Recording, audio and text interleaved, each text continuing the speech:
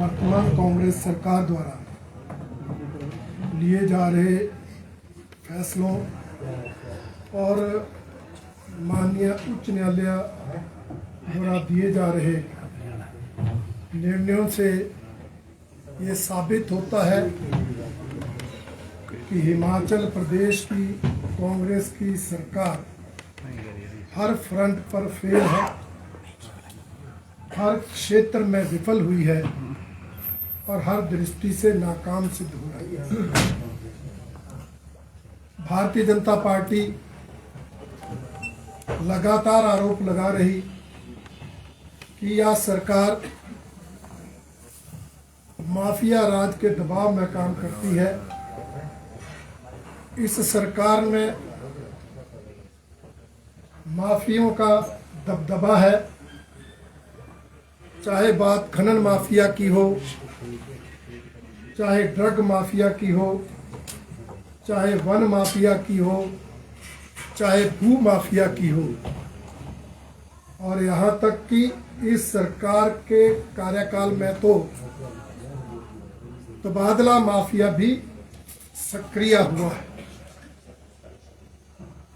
सरकार द्वारा लगातार दिए जा रहे संरक्षण के कारण प्रदेश माफियों के गिरफ्त में है। हमने ये भी कहा था कि खनन माफिया के सरगना कहीं और नहीं, हिमाचल प्रदेश के मुख्यमंत्री जी के विधानसभा क्षेत्र में है और उन्हें मुख्यमंत्री जी का संरक्षण मिलता है। पिछले कल एनफोर्समेंट डायरेक्टोरेट द्वारा की गई गिरफ्तारियों ने हमारे आरोपों को सत्य सिद्ध किया है। जो 2 गिरफ्तारियां हुई, दोनों नादौन विधानसभा क्षेत्र से, मुख्यमंत्री जी के चहेते। यही नहीं, ये खनन माफिया तो पूरे प्रदेश में पैर पसार रहा है। बात चाहे ऊना जिला की लीजिए, बात चाहे बद्दी बरोटीवाल नालागढ़ जिला की लीजिए, बात चाहे सिरमौर जिला की लीजिए, यहां तक कि कांगड़ा क्षेत्र में भी जो सीमावर्ती क्षेत्र है उसमें सरकार के कर्णधारों के संरक्षण में माफिया फल फूल रहा है और कई जगह तो सरकार के कर्णधार भी इसमें शामिल है। और इस विषय को लेकर खनन माफिया के दबाव में सरकार काम करती नजर आती है और कई ऐसे उदाहरण सामने आते हैं कि जब सरकार के उन माफियों को संरक्षण देने के आदेश कोई प्रशासनिक अधिकारी नहीं मानता तो विवाद भी खड़े होते हैं। परंतु ये सरकार इतनी माफिया राज के चंगुल में फंस गई है कि ये कोई भी कार्रवाई करने में नाकाम रही। ड्रग माफिया किस तरह से शरेआम प्रदेश में अपने कारनामे करता है वो किसी से छुपा नहीं। वन माफिया के लिए तो सरकार ने ही निर्णय लेकर जंगल के कटान करने के रास्ते खुले। ऐसे ये सरकार माफिया के दबाव में काम कर रही है और भारतीय जनता पार्टी का मानना है कि ये सरकार माफिया द्वारा ही चलाई जा रही है। दूसरा मैं कहना चाहता हूं,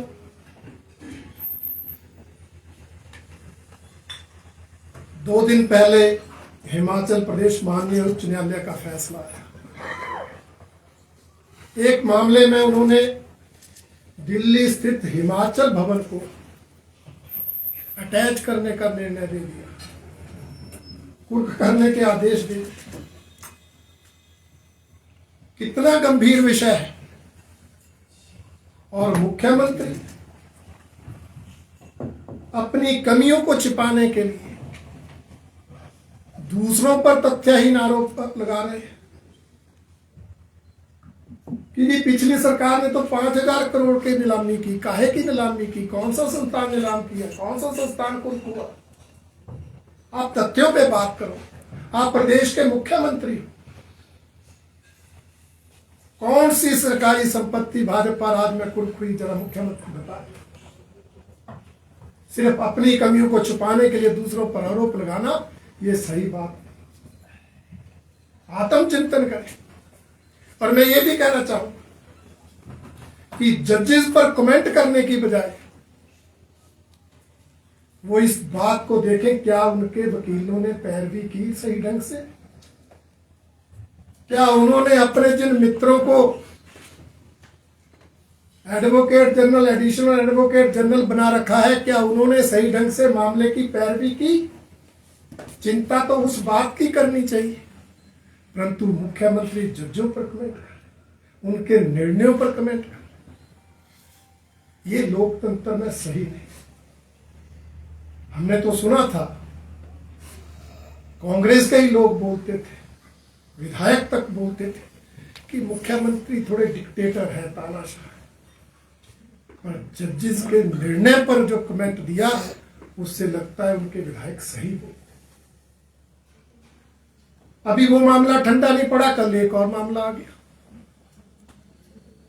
हिमाचल प्रदेश पर्यटन निगम के 18 होटलों को तुरंत बंद करने के आदेश आ गए। सरकार तो गुणगान कर रही थी, हमारे राज्य में पर्यटन बढ़ रहा है, उस जिला में भी पर्यटन को बढ़ावा मिल गया, उस जिले में भी पर्यटन को बढ़ावा मिल गया, हमने ये कर दिया, हमने वो कर दिया। परंतु आपके 18 होटलों घाटे पे चल रहे हैं। उनको लाभ पर लाने के लिए आपने प्रयास नहीं किए। मामला अगर अदालत में गया तो आपके मित्रों ने सही ढंग से पैरवी नहीं की, और आज आदेश आ गया 18 होटलों को बंद कर देना। मैं माननीय मुख्यमंत्री जी से पूछना चाहता हूं कि जैसे उन्होंने कहा कि हिमाचल भवन के मामले में वो अपील में जाएंगे, तो क्या इस मामले में भी अपील में जाएंगे, या कोर्ट के निर्णय का सहारा लेकर ये 18 होटल अपने मित्रों को लीज पर दे देंगे? स्पष्ट करें मुख्यमंत्री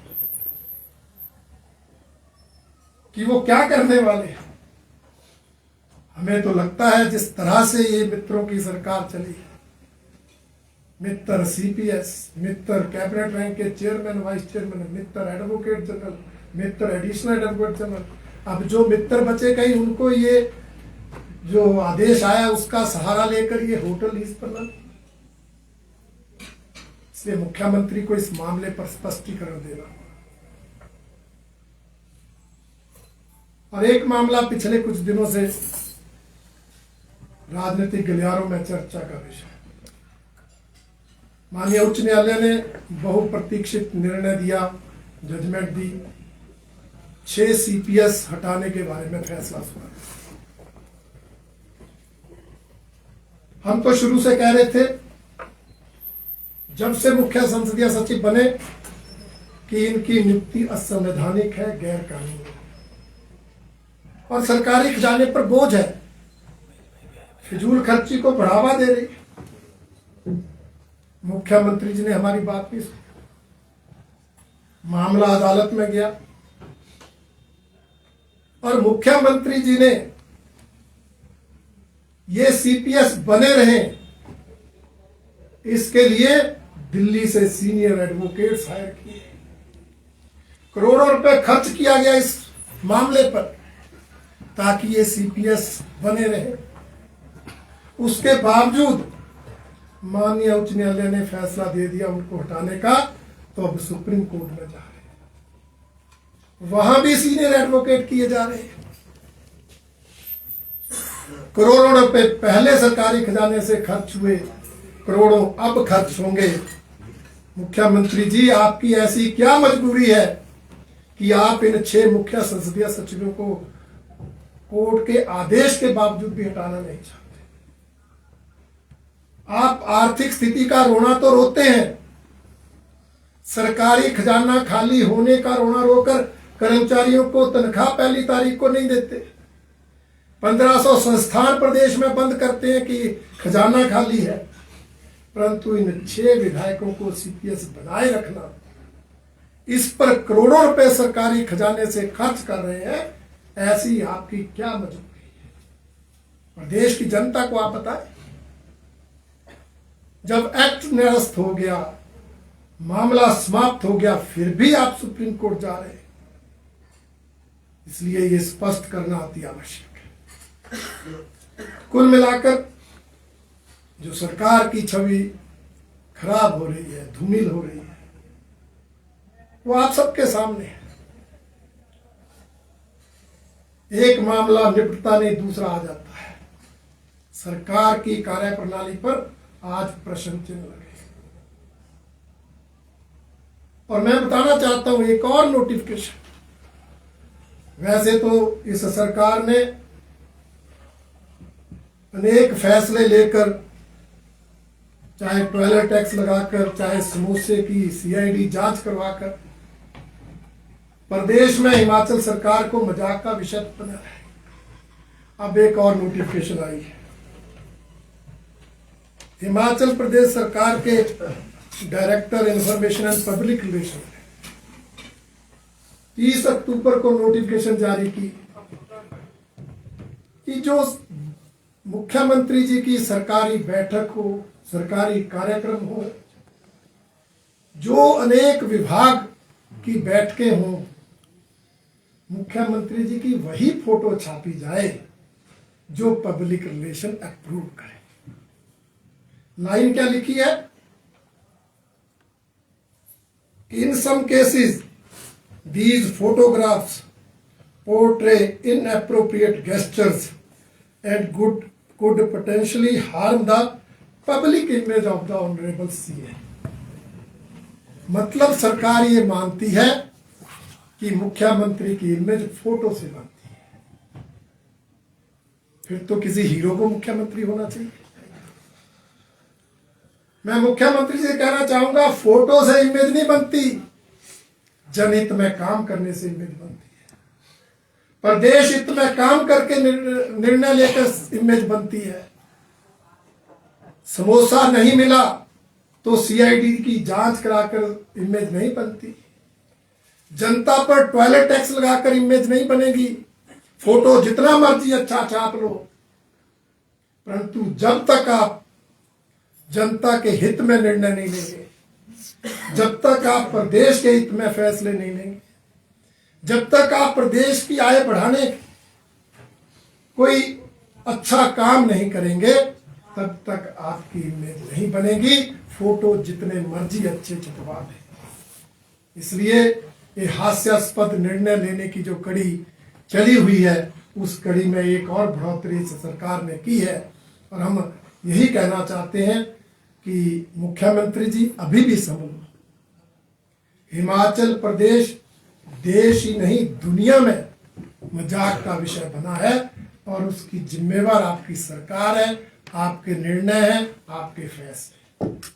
इसलिए गंभीरता से आत्मचिंतन करें, गंभीरता से जनहित प्रदेश हित में काम करना शुरू करें, अन्यथा भारतीय जनता पार्टी आने वाले समय में इस सरकार द्वारा लिए जा रहे जन विरोधी निर्णयों के खिलाफ भी और प्रदेश हित के खिलाफ जो काम किए जा रहे हैं उसके विरोध में भी आंदोलन करने से पीछे नहीं हटेगी।